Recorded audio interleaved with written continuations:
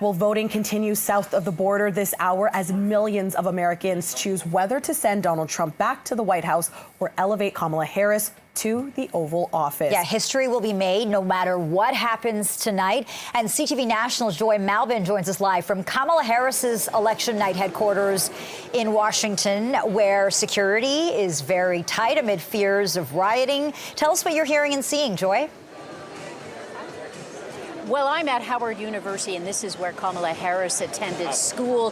Some of her supporters are already filing in. We've seen some musical acts, everybody ready to party and celebrate, hoping that history will be made tonight, that she will become the first woman president of America. So a lot of enthusiasm.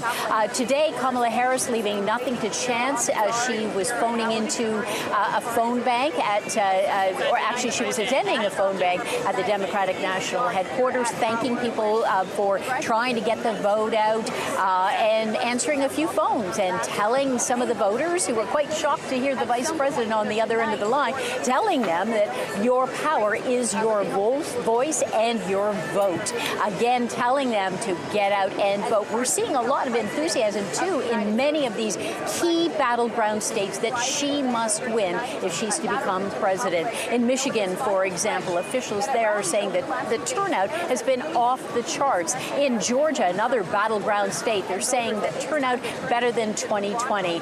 And so it's going to be a long, long night, and we may not know by the end of the night. It may take days, maybe even longer. Yeah, Joy, we want to talk about that blue wall, if you will, and how critical it is for Kamala's team to ensure this essential victory and, of course, to that key number of 270.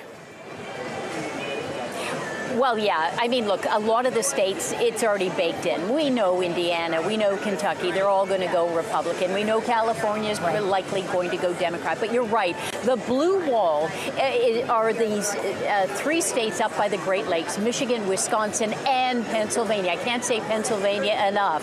That is key and the easiest way for Kamala Harris to win 270 electoral votes. Now, Pennsylvania, this is a tough one, but it's 19 electoral votes, and that could clinch the presidency for her, and as well as a district win in Omaha, in Nebraska, if she could clinch that as well. Or maybe she wins one of the Sun Belt states, North Carolina or Georgia. Joe Biden won Georgia last time, or maybe Nevada or Arizona. But it's key, that blue wall. Democrats usually traditionally get it.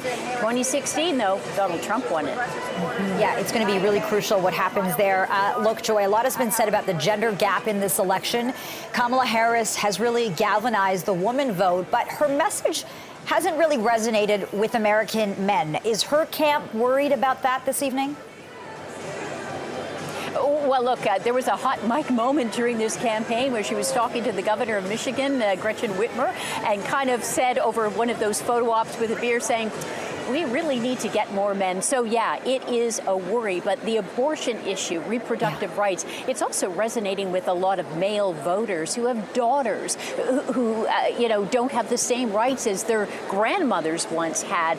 It has driven a lot of women to the polls. In fact, Kamala Harris, she's been aggressively courting Republican candidates and Republican women, saying, look, you can't have these freedoms taken away from you. Liz Cheney, once a Republican and now a Trump critic and voting and campaigning for Kamala Harris, says she believes women will win the Republic and win the vote for Kamala Harris tonight. We shall wait and see. Reporting live from the campus of Howard University in Washington, D.C. tonight. Joy Malbin, thank you so much, as always. Yeah, and that, of course, is Kamala Harris's alma mater.